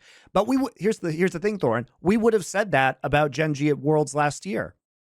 They should have beaten DRX. They should have been in the finals. Why were they not in the finals against T1? It was ridiculous. They had the free run and they fucking blew it. So there's no guarantees. There's no guarantees with this team. Here's the thing, mark this thing. They're making the final. It's okay. And then hopefully, JDG makes it there and we have the Chovy versus Knight match for all the marbles. Who is the king of this generation, Yeah. Oh, look, we all want that. We all want that matchup to happen. That is definitely the dream final, at least because of, we could have been in a scenario where it was a JDG Gen G match in the 2-0s. Yeah. And then it's a very close 2-1, and then they end up on the same side of the bracket and life sucks. But fortunately that didn't happen. And we should be anticipating that is, that's the most likely result given the caliber of these teams and what we've seen displayed from them so far, which is pretty much dominance, across the board. So I'm hopeful that Gen G will have finally figured out after 2 failures in the last 2 international events that they need to buckle down and actually believe that they can play the way they did domestically and come out with international results instead of mind gaming themselves into doing things that they are not good at. But also, here's the thing, Monty. Good. On the last episode, mate, we're fucking killing this Worlds. On the last episode, we speculated that even though they're clearly not actually like a contender, if there was one team that stylistically might be a good draw into the unbeatable JDG, it is fucking KT Rolster. And who have they drawn? Straight in the quarters. And then everyone knows the team that actually plays them the best is LNG. They might play them in the semis. This is the good news, Monty. This is where people often don't understand this about me. I'm not a fan like other people are. I hate it when you're a fan of a player and they're like in the Super Bowl and they just win like easy. And you're like, oh, this is shit. Like, yeah, I'm a fan, but like, I want like an awesome game. Like, I want like one of those Chiefs games where it's like you have to win in the fourth quarter. I want my teams to have to play the best possible opposition. If you want JDG to win the Grand Slam, they're going to go through potentially like KT into LNG in a Gen G to then to have never lost the best of 5. And then, by the way, just be crowned the best team to ever play League of Legends. Like, if you want to see if this team is the best ever, you couldn't pray for a better draw. I mean, even if somehow T1 beats LNG, then you've got the faker angle and will the stylistic. Oh, it's actually what an amazing, that side of the bracket, it's mega stacked. But if JDG does it, it'll be an amazing run. It's like the best possible run you can imagine, pretty much. Yeah, or if KT does it. Like, KT would be the most legit team to ever win Worlds with the fucking nightmare Swiss stage straight into the nightmare side of the bracket, right? It's about the most legitimate Worlds run you could possibly imagine. And you know, JDG may have it slightly easier because they didn't play as many games as KT, but they beat everybody very handily in front of them.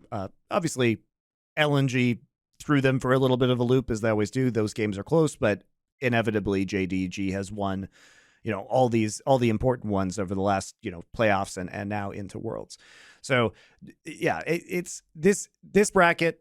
Wish we had double elimination. I'm sure you guys do too. It's going to suck to see some of these teams be eliminated, but KT, I don't think they're going to win. I do not think they're going to win. I just posited the theory that if LNG's strategy is correct, that pick comps are the way to beat them, and LNG is potentially not as good as pick comps as KT is, then if KT is slightly better, could they actually win a series against JDG running pick comps? I don't think this is the likely outcome, but it's an interesting question. Unfortunately for us, KT has not actually been playing pick compositions. I was desperate for them in the final game against LNG just to play the fucking Quinn into the Renekton, because that has been one of the aces up KT sleeves in the summer split. And they've won all their games. It was only 2, but they won both of their games that they played with that Quinn into Renekton because they're really good at creating side lane pressure and picks with it. And they're really good at snowballing that advantage. And they can even team fight very competently with it once they get those leads. So I do think there is a very, very, very, very small shred of hope for KT in this matchup. I just hope that we get to see the pick comp KT. I hope we get to see the wacky ass, you know, R5 Keen picks. We get to see more of the Rise potentially coming out in this matchup, right? Isn't that the most bummer thing though, Monty? It's like, mate, Keen's starting to give me old school Khan vibes. How does he smurf in the LCK? And then, dude, he's been a bomb in some of these Swiss system games. Yeah, he's been terrible. This guy's, we were saying, this was supposed to be the best top player in the world. Like, if you compare how Ben is performing, compare him, it's night and day. And then the other thing I'll say about this series is, I agree. I don't think they're going to win. But I'll tell you what, Monty, right before the series, I'll be drinking my whole game of subs, and I'll be like this. And all I'll be watching is Eamon and all the team fights. Like, holy shit, you better, like, and it's going to be like old school Uzi Eye where you have to dodge everything and do all maximum damage. And if you can do that, maybe there's a chance. Maybe. For like 2 games, they lose 3-2. Classic KT style. Yeah, they'll get reverse swept or some shit, right? Exactly. Like, you know, that's how it'll go down. But yeah, I do want to see Keen on some of these carry champions. I do want to see some wacky ass counter picks. I do want to see the pick compositions. I don't care if it's meta. I want to see the fucking Twisted Fate. Zoe's not bad right now. BDD, it's time to bring back the Zoe. Like, it's time to reach deep into the bag of KT Rolster classics and just fucking see if they work, because that's the only way you're going to win this game. And maybe, just maybe, if LNG has the right read on the right strategy to beat JDG, there is a tiny amount of hope, right? Yes. But that's it. That's the hopium take. All right. And then the one other one is this, Monty. We made the point it's going to be our match of the week because, first of all, it's a classic one. T1 fans have pushed the odds. Love it. Loving it, loving it, loving it. Because this one's so egregious. Like, LNG's just better, but okay. Right? Then you've got the whole narrative. I told fucking Riot this 2 years ago. How have you still dropped the ball on the Faker versus Scout storyline to the extent that now it is on your fucking doorstep? And it's like, we should probably have had to, I mean, he won Worlds. Shit, like, give me a break. Like, it's here. This is the one where, spoiler, Scout has been better than Faker for years now. But I'll tell you what, the way you really put the fucking exclamation point is you just wait, you win heads up. You beat him at Worlds. And if no one knows, I point this out on Twitter, SKT has never gone out in a quarterfinal. Every Worlds Faker has ever been to, he goes to the semis or further. They've never lost in the quarters. So if you're Scout, this is how you put the fucking, I am the protege of Faker. This is my time. He's already won Worlds, but I tell you what, this is how you really like push it to the next level. All right. Well, we did do a little for fun head-to-head bet of Cloud9 versus Fnatic last week, where I picked Fnatic. You've been at Cloud9. So which side of this are you taking? Here's the thing, Monty. I'll let you pick. I can make a side. Here's the thing. I actually think you can make a case for both things. You can. I think you really this can. This is clearly, I think, going to be a close game. Coming into the World Championship, I think you definitely favor LNG, right? Faker's injury, the meta isn't looking so good. I'm going to take. Now, the odds are definitely inflated, I think, for T1, because I do believe that LNG should be the odds favorite. But as we know, T1 fans can't help themselves, so it's actually slightly favored for T1 at 1.733. But you know what? I will take T1 in this matchup, okay? So here's why. You ready? So first off, a lot of the vaunted synergy between Tarzan and Scout just hasn't been there at this event. Tarzan has been really lackluster. He doesn't look comfortable on some of these early game junglers like Jarvan. He kind of just passively farms, and we haven't seen a lot of the trademark 2v2 fighting out of LNG so far. Scout has individually been super good. Yes, this is true. But, you know, Tarzan just hasn't been there. And if we look at T1's strengths right now, they're coming out. Remember, they have historically been the Tomcatch team in Korea. That is Korea's bread and butter. That's shifting back into the meta right now. The Senna is a great champion for Gumayushi. They are now showing some of the comps. They're running T1's greatest hits from 2022. Jinx Tom Kench fucking combos where everybody knows how to peel perfectly. Owner's on an early game champion. Owner also, all right, well, he gets Jarvan banned. Well, guess what? Motherfucker's a great Lee Sin player too. Zeus has actually shown up at this international event, and you know what? Faker can play at least 3 champions now. It's not just Nico and Azir. The Orion is back, baby. You could try and ban all of those 3 mid laners out against Faker, or if you're on blue side, ban 2, pick 1 in the first place, right? See what else Faker can do. But that's probably going to open up power picks for some of the rest of the teams. Zeus is a great Rumble player. And guess what? You have to take Caitlyn away now, too, because Gumayushi is maybe the best Caitlyn player in the entire world. And I will tell you, T1 is definitely the best Caitlyn Lux team in the entire world. So how do you ban this out at this point in time? Their bot lane actually has enough weapons, because remember the bans that were going on at, when they played Gen G in spring were Xayah, Nico, Azir. Those were the bans.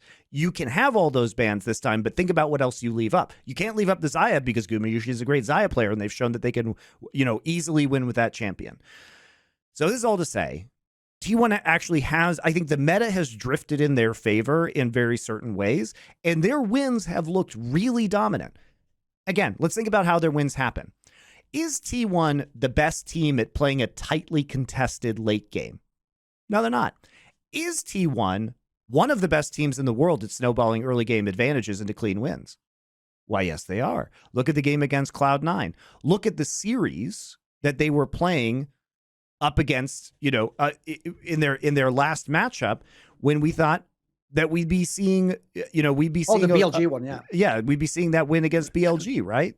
So, this is a team that has proven that they can take really strong early game leads if you give them those advantages.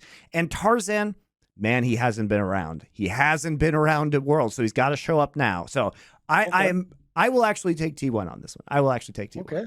I love it, because here's the thing. I'm getting the better odds, like You 1.9 odds, and I'm taking the team I think's better. So here's why I'm taking LNG. First of all, those much vaunted wins. I'll give you the BLG one. BLG's been a bit underperforming, and actually T1 did smurf that one, even though Bin still did give fucking Zeus that work. Tell you that right now. But they won against TL and fucking C9. Like, give me a break, mate. That's like holding your little brother back as he's like trying to swing punches and can't even reach you, and you're just slapping him in his face with your hand. Like that, those don't even count, those ones. Secondly, they only beat BLG.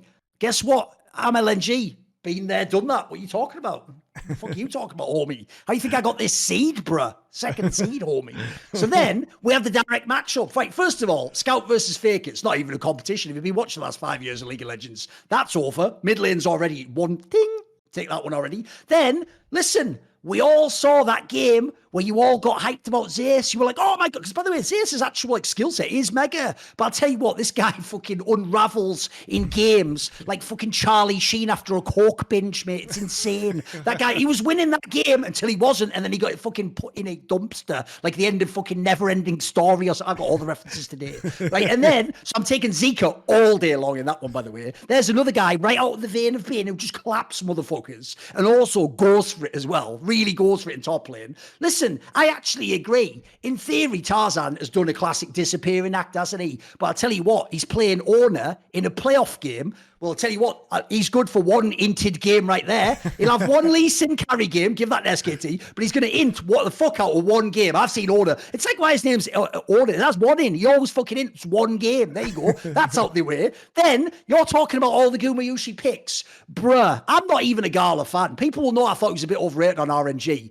He is in his fucking zenith right now. That's those true. fucking He's great right Athelios now. games, he was smurfing in those games. Like, that's a champion, I told you. I've actually come around over the years because I just know a lot of players who are really good ADCs. You can probably guess who. And they all know that champion has like so much you can do with it. And listen, if you go and talk to some of the best Western Athelios players, they will tell you that guy is like impossibly good on that champion. Like, as people saw, you think like you're getting the edge on his team, and you actually just got baited into getting utterly fucked by him. Like, he knows exactly when to hang back. And then it's like, you think you're winning. It's like, call an ambulance for you. It's like that. He just wrecks you. So I'm taking that already. I'll take Gala. And then obviously, look, I'll give it to you, Monty. I'm not a hater. Kerry is the better support player.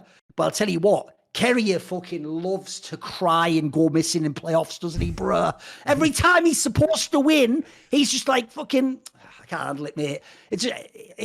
It's like he remembers he's like fucking 1.5, he's like fucking 1 foot tall. And he goes, oh, bloody hell, shit, what's going on? And then Faker's like, all right, son, I used to cry at Worlds too. And then they'll be over, that's how it'll end. The series will end either 3-1 or 3-2 LNG with Kerry crying. And then Faker just being like, Faker won't even be crying on this one. It's not like Worlds Finals. What Faker will do is that thing where he looks like he's seen a ghost. Like he's seen Faker from 2013 and how good he was. Like that, you know, that like really pale, like, and all the T1 fans will just be calling up like, dial a truck, yeah, all the trucks. And they'll be over because they've never gone out in the quarters, mate. So I'm telling you, there you go. We're taking LNG to make history and put Faker out in quarters. Very good. Very good. Match of the week. If you want 10% on your bet, then pick one of these and bet with our link. That's right.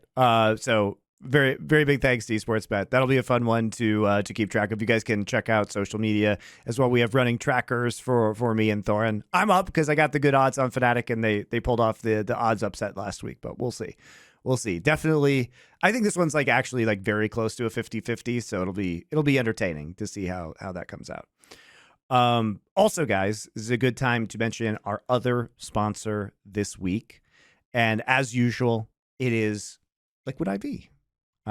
So, you know, if you're thirsty, if you're an energy fan and you are thirsty for a quarterfinal win, now is the time to quench that thirst, because you are in fact in North America, which means you can go to any Costco in North America, and that's where you can buy it. Or, of course, as usual, you can get it 20% off anything in your order. And people have told me that that actually stacks with their other discounts, which is like pretty crazy. So any other discounts they have going on the site, get additional 20% off anything you order if you go to liquidiv.com and use the promo code LFN for Last Free Nation. We've talked about this before. Many applications for this. Obviously, if you're working out, I prefer the sugar version with the caffeine for my actual workouts. It serves as a pre-workout. Get NRG. You can get NRG with the actual thing. It's on point, on brand. Well done. Yeah, they should sponsor NRG as well. But yeah, you could get the NRG from their caffeinated ones, or, you know, it has a little bit of sugar in it, which does actually help you hydrate faster, but also is very good for burning some energy while you're starting your workout and over the course of your workout. But if you're not working out and you don't want that sugar, they also have a sugar-free version now. So you don't actually get those calories from it, which is excellent if you want to do it for things like taking long plane rides, right? Or maybe you eat a keto diet or something like that. Yeah, sure. Any of those things, very good. They even have, more esoteric versions like kombucha ones, and definitely worth checking out their site. Really fun flavors as well. When you say esoteric, I thought it was like Eye of Newton, Wing of Bat. Like, okay. Although, do you know what's an interesting detail I'll quickly spin off, which a lot of people don't know, is, you know, when that sounds ridiculous, if you ever look into it, Monty, for real, those actual items that sound ridiculous in a witch's brew just are actually for the vitamins and things, and it's essentially what you would make a stack out of in the modern day. Like that was obviously all those roots and stuff. The apothecary was just like a modern day supplement store, wasn't it? Just without the bro science. It was sort of witch science, wasn't it? Of course. And, this actually does have all those vitamins in it as well. So you not only get the electrolytes, it has 8 vitamins in it. Really, really good stuff. So we've been really enjoying lots of different flavors, loads of different. No matter what type you like, there's going to be a good flavor. Yeah, tons of flavors. And we know a lot of you guys have been enjoying that as well. So remember to grab your Liquid IV Hydration Multiplier sugar-free in bulk nationwide in the America at Costco, or 20% off anything if you go to liquidiv.com and use code LFN. So thank you. Really love having them as a sponsor. I use it constantly. Used it yesterday at my workout. Love it. What other quarterfinal matchup would you like to discuss next? Well, the thing is, we have left the NRG Weibo one, so let's do that one, shall we? Yeah, because like I said earlier, here's the real problem with this one. As I said, Weibo themselves have had a ridiculous path. To me, Weibo should actually never really have had a shot at getting out of the Swiss system. I think if they hadn't have had exactly these sorts of draws, they would have been out ages ago, mate. I mean, the joke is, look, there was a world where they, on paper, should have won that game against G2, but then again, G2 almost led at the 1 point. So that one's neither there nor there. It was just a classic coin flip bullshit game where both teams played good and then bad and bad and then good, vice versa. But to me, Weibo is easily the most beatable. I mean, damn one now is sure they are, I guess, but they're very beatable. Of the LPL teams, they're far and away the one that you can get a win against. And I even think if you look at the strengths of NRG, dude, isn't this the dream? There absolutely is going to be a game where the Shy egregiously ints the game. So, okay, there's a chance right there. Then there's going to be a game. The Shy's actually been maybe their most consistent performer this world. Surprising. Even so. Surprising. Even so. It's still in him, mate. You can't the avoid it. Is there for sure. I agree. You have to understand, Monty, when the Shy plays top lane, even if it's all going awesome, it's like in that first Spider-Man movie where the Green Goblin's just hearing that thing in the back, Norman, whatever, what, and he's just seeing the Goblin in the mirror. Like that, it's always lurking, ready to egregiously int a world-class mid laner. He's always ready to do it, the Shy. And then also, you've got the factor that, mate, if we were complaining about Dam 1, Weibo can't close a fucking game out for anything. They're also they're just tragic. They're another team where you get them in certain late game scenarios and I don't even think they know what they're doing sometimes. They're another one that'll just flip the game. I think it also, you do have to point fingers at Xiaohu for having just a tragically bad performance at this world. Crisp has been kind of bad as well. He's sometimes good, sometimes bad, yeah. His Renata Glass games have actually been pretty good, but when he's not on that champion, it's been a bit more, I would say, suspicious. Credit to them for pulling out the Caitlyn and Lux. I checked, and not like it was a big Caitlyn meta this summer, but Light had not actually played Caitlyn at all this summer and had a very good win rate in spring, but it also wasn't something they had shown until that final game that they played against Fnatic. And also Fnatic Fnatic picked the Alistar, which was maybe the worst champion that they could have picked, knowing that a Caitlyn Lux lane was coming. And it was obviously extremely sad that they didn't try any more gutsy kind of skill-based counter picks, like any hook champion. Even Lulu would have been a lot better. Like actually anything would have been better in that circumstance. And, they also just played really badly into it, but it's very difficult to play against Caitlyn Lux with Aphelios Alistar. And obviously the potential of snowballing with Caitlyn Lux in that circumstance is enormous. And we did see Weibo do that very successfully. But Xiaohu has not really been particularly strong in lane. And it's been, I think, rather surprising and disappointing. In that regard. Like you saw the Niski game where Niski just completely clapped him on Sylas in lane, and they definitely should have lost that game. But of course we saw Niski has never found a lead that he can't immediately just run back down. The number of times Niski has gotten huge lane advantages and then immediately tower dove and died is preposterous. And they couldn't hold on to that game either. So unfortunate, but that's just Mad Lion's tendencies. But Xiaohu has not been his obviously King of Spring self in this tournament. It has reason he has that nickname, unfortunately. by his own standards, this has not been a great Xiaohu performance for one of the players that we would probably consider a top 5 mid laner of all time. Yeah, I mean, his resume, certainly. No, the thing is, for me, the most obvious player, aside from when the Shy can hit the ceiling, the most obvious player you have to hope for is Crisp. Like, Crisp is a really fucking strong player. And also, another player the meta is slapping in the face right now, Monty. This is another motherfucker that's going to play the Tam Kents, the Bram, the Rakan, all that shit. This guy is a stud, I think, personally. So, the key thing for me is this. NRG just has to be able to survive. If they can be in the game, I think they have chances. My problem is there's a world where what they did to G2 in game 1 happens to them in some games, and they just get run over, and it's just over at that point in time, All I'm saying is if Niski can get 8 kills in the laning phase against Xiaohu, I don't see why Palafox can't do it. I don't see why that's impossible with Palafox in his current form, and especially because of the strength that he's had in terms of synergy with Contracts and with Contracts being so aggressive early. I think for me the key is really that NRG is just able to play really aggressively in the early game. They need an early game jungler. They need to be able to push, especially bot lane, very efficiently, because it was really unlocking Contracts in the jungle and unlocking their bot lane to move on the map that caused the biggest power points, I think, for NRG.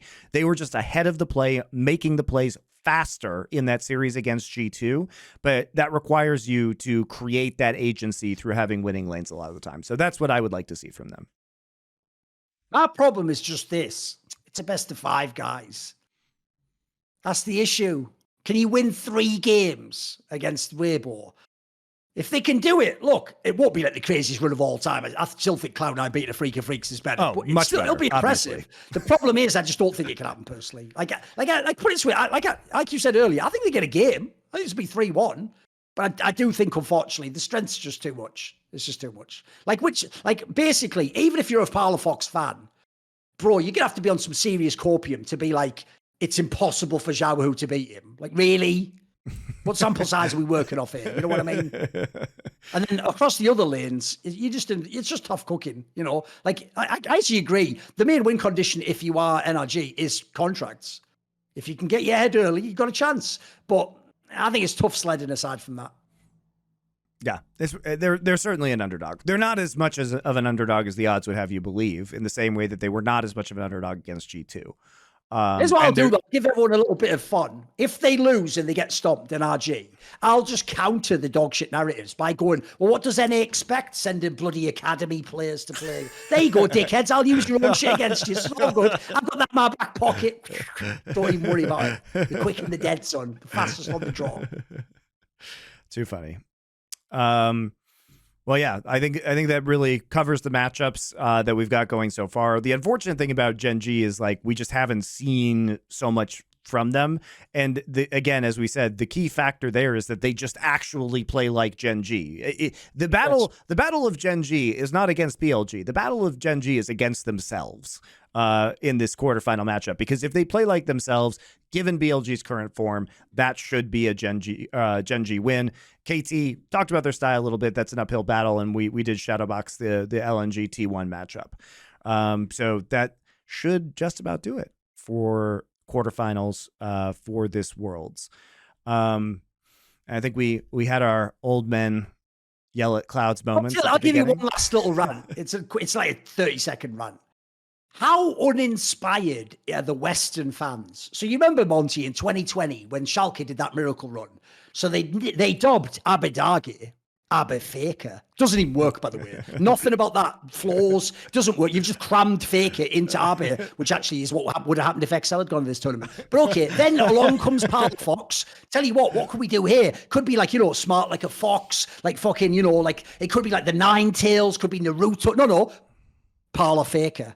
Right, here's why y'all are clowns. One, it's dog shit. You're not doing good nicknames. They have shit like King of Spring, Prince of Thieves in Asia. And then secondly, Victor hasn't even been the dominant mid laner for fucking like 5 years, you morons. It should be like Parla fucking Knight or something, shouldn't it, you idiots? Do you know what I mean? Like, doesn't even work. Parla Faker, what you mean, like not just like an average level Korean mid laner who used to be really good a long time? How does that even work? It doesn't even work as a narrative. You failed on every level, and just come up with some nicknames. Like, that's one thing I'll always give Chinese and Korean fans. They're fucking baller coming up with not only the narrative, but then they're like the actual like nickname to go with it. Yeah. Although I do find that Western fans are very good at turning their players' names into insults to take them down. So usually it's funnier the other way they do it. Okay. Well, and to be fair, yeah, he could say like that the thing with Parla Fox is he had like a bit of drive, but he was hard to handle. He'd be in Parla and Impala. See, that's a bit. I came up with that 5 seconds. It wasn't bad, It was all right. Not bad. Okay. It was all right. Yeah, it was okay. Better than Parla Faker. Come on. Yeah. All right, guys. I think we're gonna have to skip probably viewer questions this week, unfortunately, because I actually have some important meetings that I need to take very late at night here in Korea time, because that is how things go now when I have to take meetings in North America. And hopefully it will be very good things for Last Free Nation for next year. We also actually did kind of have a bonus episode because we did so many during the group stage. So we're not actually missing out. That's the excuse I'll use. But unfortunately, just the combination of when we had to schedule this episode plus me having some important business meetings means that we will actually have to take this, take the Q&A back. However, I will say, guys, and this is important, this year, we will have more Summoning Insight episodes in the off-season than we ever have before. And of course, we'll be talking about historic stuff. We'll be doing some fun like concept shows.